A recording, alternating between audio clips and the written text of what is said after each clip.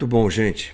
Dando continuidade aqui no Novamente de hoje, estamos conversando sobre os excluídos, traçando um caminho bíblico, tentando entender da melhor maneira possível o coração de Deus quanto aqueles que tanto precisam e tanto têm necessidade. Para isso, estamos observando a maneira como Deus institui a sua nação, o seu povo, que nós chamamos de povo de Israel. Como Deus institui Israel? Ao olhar esse caminho, ao olhar como Deus trabalha a instituição de Israel, percebemos que realmente Deus se preocupa demais com os menos favorecidos. Nós já falamos muito aqui sobre algumas coisas nesse aspecto. Está aqui o mapa do que nós já conversamos aí na sua tela. Já falamos sobre Israel e as suas leis, o quarteto da fragilidade, o governo que Deus institui Israel a ter, ou melhor, dirige Israel a ter, o judiciário, como as causas deveriam ser julgadas, e a economia. A economia é um ponto que nós estamos gastando um tempinho a mais. Ontem falamos sobre a limitação de dívidas, e hoje a gente vai falar sobre a posse da terra, o limite para o ganho e a escravidão. 3 assuntos que fazem parte desse processo. Deus forma um povo, dá a eles um governo, um judiciário e a economia. Como eles deveriam agir, como deveria ser esse povo formado por Deus. Muito bom, vamos começar sobre a posse da terra. Interessante a gente perceber que no contexto bíblico, Deus é dono absoluto da terra. Veja o que diz Deuteronômio 10:14. Ao Senhor, ao seu Deus, pertencem os céus e até os mais altos céus, a terra e tudo o que nela existe. Portanto, mediante a sua lei, essa que é dada a Israel, o título de propriedade de qualquer espaço não dava ao dono ou ao possuidor daquela terra o direito absoluto sobre esse espaço. Não, ele poderia usar, poderia usufruir, era para isso que foi para isso que Deus deu aquele espaço a Israel, ao povo, às pessoas, mas não havia propriedade, porque tudo pertence a Deus. Levítico 25:23 confirma isso. A terra não poderá ser vendida definitivamente, porque ela é minha, e vocês são apenas estrangeiros e imigrantes. Então ninguém podia ser latifundiário, proprietário de muita terra. Sabe que interessante? É que as negociações aconteciam, mas Deus instituiu um instrumento de ajuste para essas relações. Nós falamos sobre isso ontem aqui também, o chamado Ano do Jubileu. O Ano do Jubileu era o 50º ano corrido, e neste ano as relações eram ajustadas. Além do perdão de dívidas que nós conversamos ontem, também nesse ano do jubileu a terra era devolvida às tribos e famílias que a receberam originalmente quando da entrada de Israel em Canaã. Olha que instrumento de preservação maravilhoso, gente. Quando acontecia, portanto, o ano do jubileu, as terras voltavam a ser distribuídas, deveriam voltar a serem distribuídas por tribo e por família, como foi quando Josué entrou com o povo na terra. A ideia era equilibrar a realidade das famílias, porque em 50 anos, poderiam ter ganho muito e terem possuído muitas terras, e em 50 anos, outros poderiam ter perdido a sua terra. Imagina um filho que tem um pai meio atrapalhado e ele, por exemplo, faz dívidas e faz dívidas e faz dívidas e perde a terra da família. O filho acaba sendo oprimido por uma ação que não foi causada por ele mesmo, mas no ano do jubileu tudo se regularia, tudo se acertaria, tudo se encaixaria novamente. Russell Shedd diz assim que a tendência humana natural de adquirir mais e mais terra, criando um monopólio, não deveria ser permitida. É muito claro isso. Percebe-se então que aquilo que nós chamamos de usufruto da terra por parte das famílias que originalmente receberam aquela terra tinha como objetivo preservar os herdeiros, é o que eu disse agora há pouco, que poderiam ser que poderiam ser prejudicados pela má administração da família. Muito bacana isso, né? Keller diz assim, Timothy Keller: observamos a relativização máxima da propriedade particular. Na média, cada pessoa ou família tinha pelo menos uma vez na vida a chance de recomeçar. Não importava o quanto houvesse sido responsável com suas finanças ou quanto estivesse atolado em dívidas. Gente, esse é uma lei econômica que preserva e livra as pessoas da pobreza e da miséria, né? Mas tem mais. Pense em tudo isso dentro de um contexto de economia de uma nação.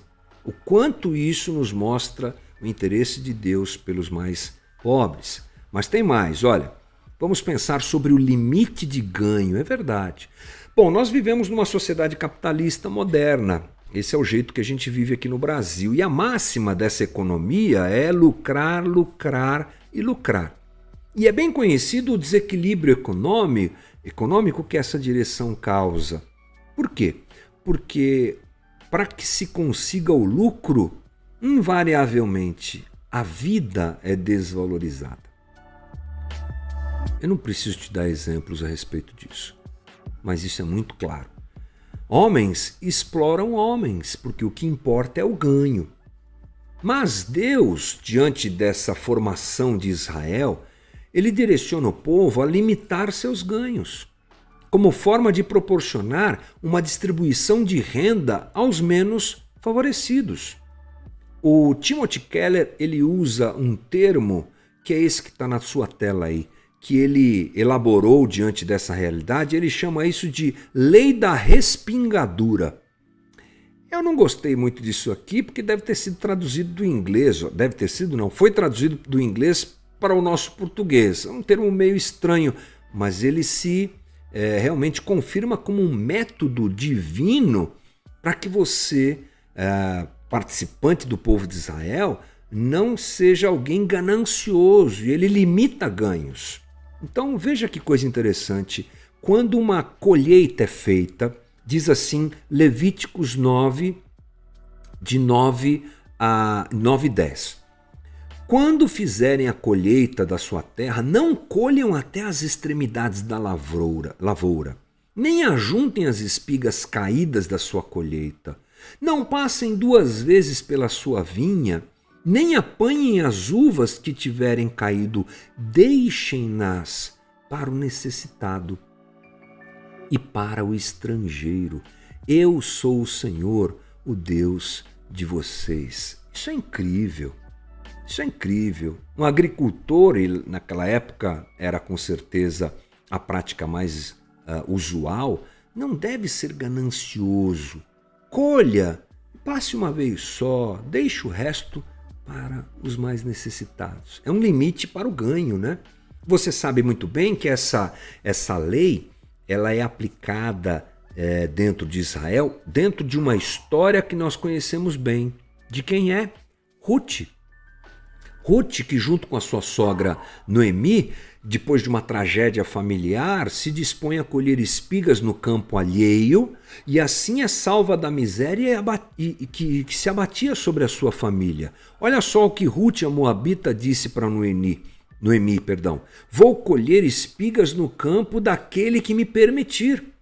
Vá, minha filha, respondeu Noemi. Muito, muito interessante isso. Vale ressaltar que Deus quer preservar tanto aqueles que vão se apropriar do que cai, do que sobra, mas também o agricultor.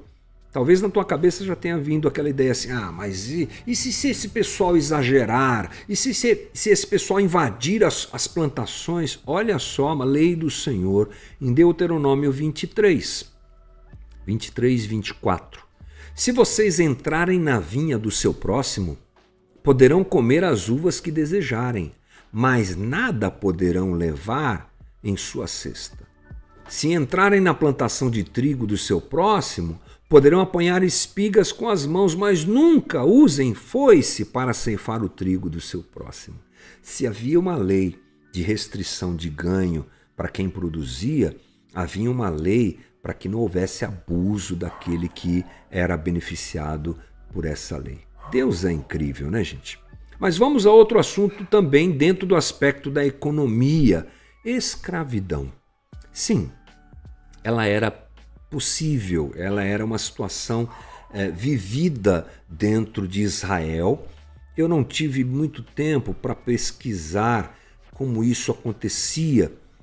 Tenho algumas informações aqui para você, porque geralmente a gente fica perguntando, mas o povo que Deus criou permitia escravidão? Bom, vamos nos lembrar que esse povo também é um povo bastante limitado na sua forma de relacionamento, e também muitos estrangeiros vinham, e também havia até a mesma escravidão espontânea. Mas enfim, a escravidão é uma realidade. Ela poderia ocorrer por não pagamento de uma dívida ou até mesmo por tempos de crise, mas a escravidão deveria terminar no ano da libertação. Diz assim: se seu concidadão hebreu, homem ou mulher, vender-se a você e servi-lo 6 anos, no 7º ano dele há liberdade. Não se sinta prejudicado ao libertar seu escravo, pois o serviço que ele prestou a você nesses 6 anos custou a metade de do serviço de um trabalhador contratado. Além disso, o Senhor, o seu Deus, o abençoará em tudo que você fizer. Baseando-se, inclusive, nesse texto, Kruseman, um teólogo, diz assim: um irmão se torna escravo, uma irmã escrava, mas eles continuam irmão e irmã. O mandamento de libertá-los depois de 6 anos, no fundo, baseia-se nesta relação. A pessoa com quem se fala também fora, como agora o irmão escravo no Egito, e essa pessoa deve agir de acordo com essa experiência. Os israelitas foram escravos e Deus os libertou. Portanto, aquele que tem o domínio sobre um escravo não pode esquecer disso e deve beneficiá-lo, como também foi beneficiado. Mas existe uma outra coisa interessante dentro desse aspecto. Quando um escravo fugisse do seu amo, a recomendação a Israel era que o fugitivo fosse acolhido e bem tratado. Olha o que diz aqui Deuteronômio 23. Se um escravo refugiar-se entre vocês, não o entreguem nas mãos do seu senhor. Deixem-no viver no meio de vocês pelo tempo que desejar e em qualquer cidade que ele escolher. Não o oprimam, porque já é alguém sofrido, já é alguém que faz parte daquele grupo fragilizado. Sobre isso, Kruseman também diz assim: todo escravo, e é claro que nessa linguagem inclusiva também se pensa nas escravas, tem o direito irrestrito de estabelecer-se em qualquer lugar no meio do povo de Deus e começar a vida nova, sem ser incomodado. O povo inteiro torna-se um lugar de asilo para os escravos fugitivos. Muito legal, mais um pouco dessa conversa que nos leva a pensar sobre esse tema à luz do texto bíblico. Como a gente deve lidar com os excluídos? Bem, hoje fechamos o tema economia. Quantas coisas entendemos, como Deus preserva as pessoas, como Deus não quer que o homem explore o outro homem, como Deus, ao criar seu povo, que, nos lembremos, não segue essas afirmações, essas determinações ao pé da letra. Israel não segue isso, e são rebeldes diante de Deus, mas isso é outro assunto. O assunto aqui é o que Deus quis, o que Deus desejou. Qual foi o caminho apresentado por Deus? Foi esse, que os mais fracos, mais simples, mais pobres, representados e agrupados, melhor dizendo, naquele grupo chamado de os fragilizados, o quarteto da fragilidade, eles deveriam ser realmente preservados. Que a gente aprenda mais um pouquinho sobre isso, guarde no nosso entendimento teológico mais um pouquinho que esse é o caminho que Deus deseja. Aqui, dificilmente ele será real, né? Por conta da própria forma de governo que nós temos, do jeito econômico que vivemos, mas as relações podem acontecer e podem ser muito melhores quando a gente entende essas coisas. É isso aí, esse foi o nosso Novamente de hoje.